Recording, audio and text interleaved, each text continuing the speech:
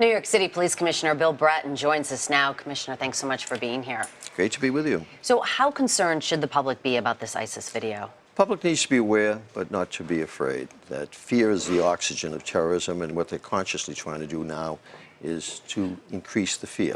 And that's what the video is all about. That's what the magazine that was released yesterday is all about.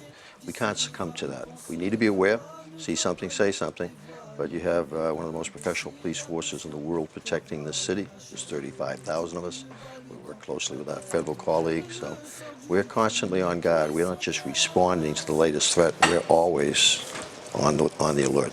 What about protecting soft targets? Because for a lot of people who saw what happened in Paris, that was one of the most alarming, disturbing aspects, to hear that these terrorists targeted people who were out at cafes and bars, and one can't help but think of those kinds of places here in New York City. That's a great question, because let's face it, soft targets are much more ubiquitous than the points of interest like a Times Square.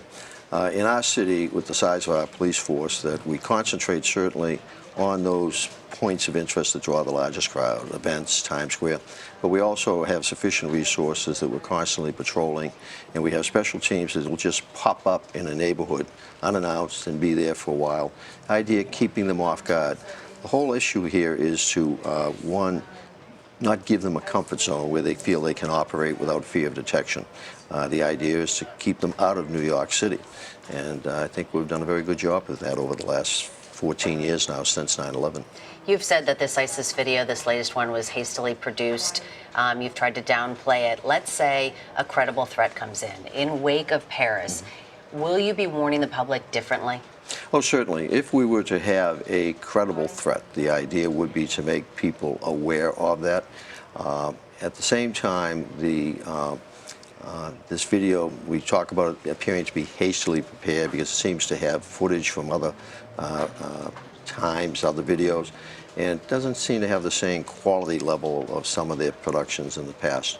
And so we feel it's really just attempts to take advantage of the Paris situation to stoke the fears. Is anything different about the threat of ISIS versus, say, the threat of Al-Qaeda? Oh, there are two different paths right now. That I've been in this position for almost 2 years.